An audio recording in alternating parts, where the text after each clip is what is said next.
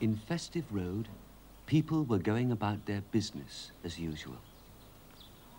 There was one group of children listening to the sound of the sea in seashells that they had brought back from their holidays. Number 52 is Mr. Ben's house, but there was no sign of Mr. Ben. He wasn't in his room, he wasn't in his garden, and he wasn't in the park. Mr. Ben was by the river. He was looking at the boats and thinking about the adventures that they have. It's time I had another adventure, he thought. Time I paid another visit to that special costume shop.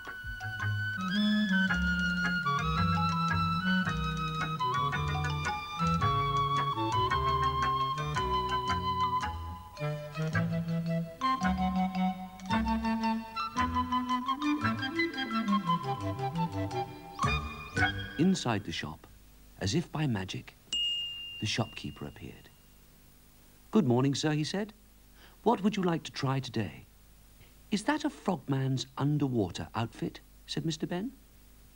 "Yes," said the shopkeeper. "Try it on." Mr. Ben took the outfit into the changing room. He quickly changed, and then he tried the special breathing tube that he had to use to swim underwater. Then he looked for the other door, the door that could lead to an adventure.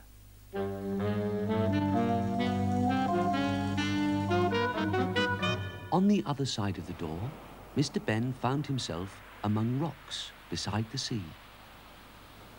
He walked to the water's edge. Just as he was about to jump in, there was a shout. "Hey, what are you doing?" The shout came from some sailors on a red boat. An underwater boat, thought Mr. Ben. A submarine. The captain of the submarine shouted again. "We are going to look for a monster. If you see the green submarine, you can say that we shall see the monster first. Look out, we're going to dive."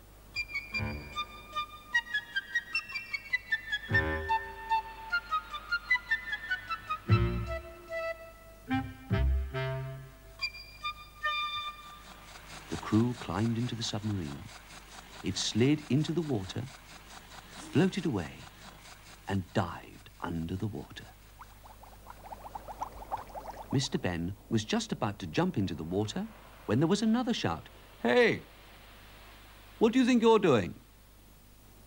This time, Mr. Ben saw a green submarine. The captain shouted, "We are going to look for the monster. If you see the red submarine, you can say that we shall see the monster first. Look out, we're going to dive."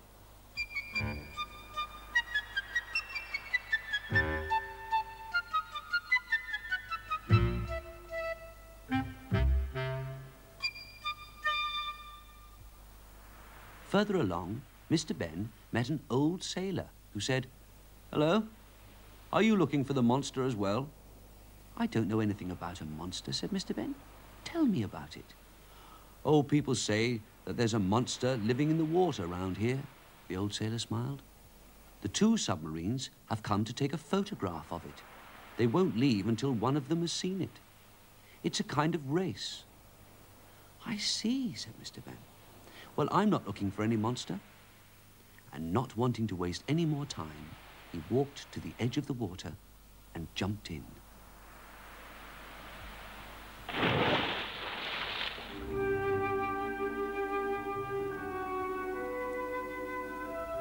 Swimming beneath the water was like being in a different world. Mr. Ben was happy to swim about, just looking at the fish.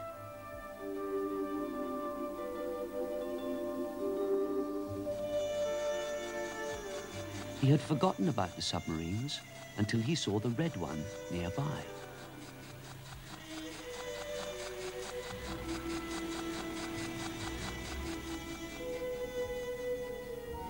A little later, he met the green submarine. Those submarines are a nuisance, thought Mr. Ben, and he swam to the bottom of the sea to watch the creatures there. A seahorse,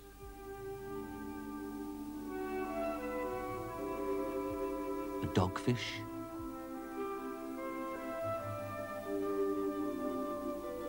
and all sorts of creatures.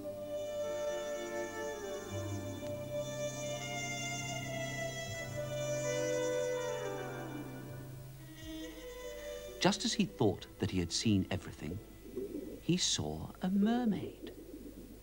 She was holding something to her ear. "Hello," he said. "You're the first mermaid that I've ever seen. What are you doing?" "I'm looking for a new shell for our King Neptune because it's his birthday today," she said. "Surely you can hear the sea without listening to it in a shell," he said. "It's not the sea I'm listening to," said the mermaid. "You listen." Mr. Ben put the shell to his ear.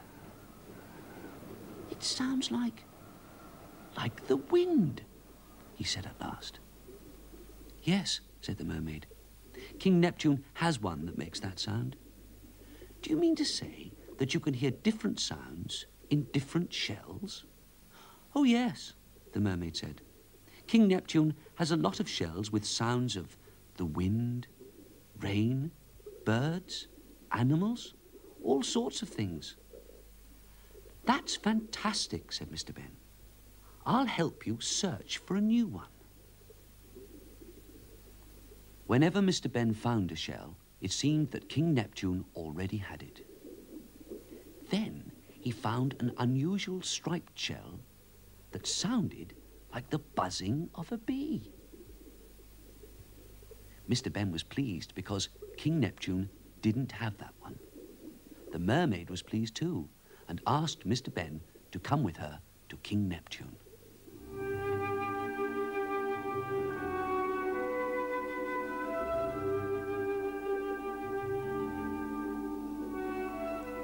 Eventually, they came to King Neptune's cave. The king smiled when they said happy birthday to him, and he was delighted with the new shell. Beside King Neptune was a huge animal. Mr. Ben looked at the huge animal and asked the king, "Is that the monster that the submarines are looking for?" "Yes," said the king. "It's my pet monster. Those submarines are a nuisance. They frighten him. We can't go out because of them. I wish they would go away and leave us in peace."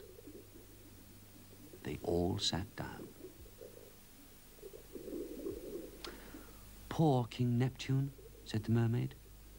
"It's not a very nice birthday for him." "Can't you ask the submarines to go away?" she asked Mr. Ben. "Well, they won't go away until they have a photograph of the monster," said Mr. Ben.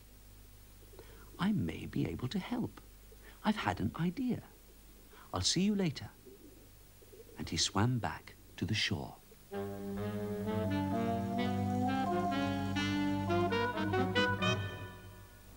Once ashore, Mr. Ben soon found the green submarine. He asked the captain if he'd seen the monster yet. The captain said no, he hadn't. "You've probably frightened it away," said Mr. Ben. "Now, if you dressed up your submarine to look like a monster, it wouldn't be frightened and would come close enough for you to photograph it." The captain thought that was a good idea and told the crew to make a monster costume to cover the submarine.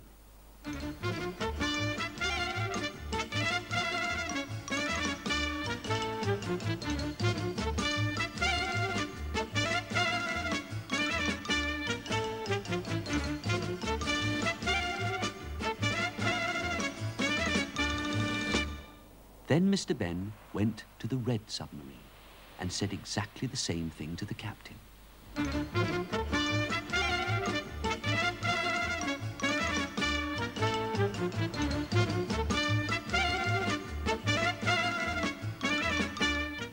As soon as they were both gone, Mr. Ben swam back quickly to King Neptune's cave.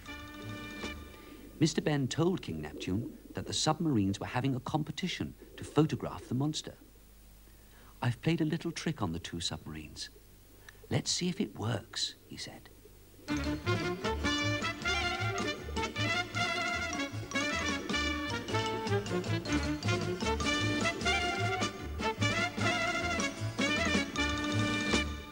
Mr. Ben led the way, and they hid behind a huge pile of rocks. "Now watch," said Mr. Ben. In the distance, they could see a monster. "That's really the red submarine in a monster outfit," said Mr. Ben. Another monster appeared. "That's the green submarine," said Mr. Ben. The two submarine monsters swam around, taking photographs of each other.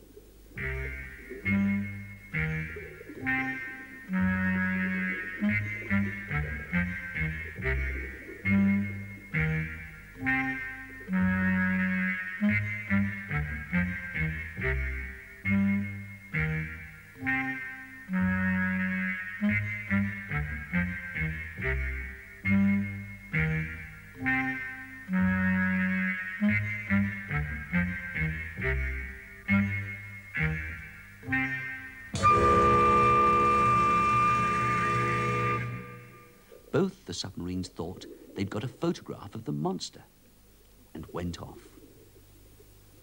King Neptune was delighted, and the monster gave Mr. Ben a ride back to the shore. At the water's edge, Mr. Ben waved goodbye and looked for the submarines. Sure enough, they soon came past. First the red one. When the captain saw Mr. Ben, he smiled and waved a photograph. Then the same thing happened with the green submarine.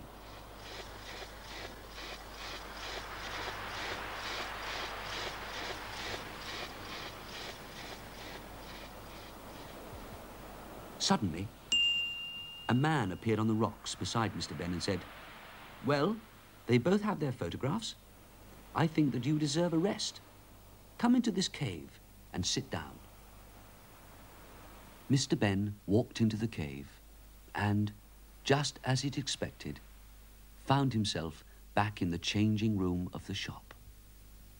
He changed back into his own clothes.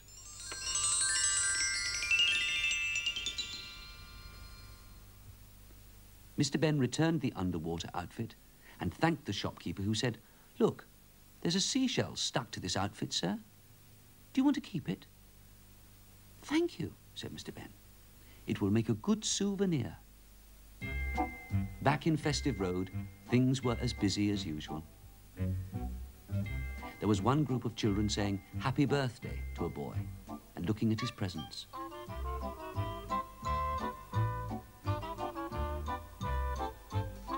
At his door, Mr. Ben stopped and listened to the seashell. He wasn't sure if it was the sea he could hear in the shell or the wind. "Anyway," he said, "it's just the thing to help me remember."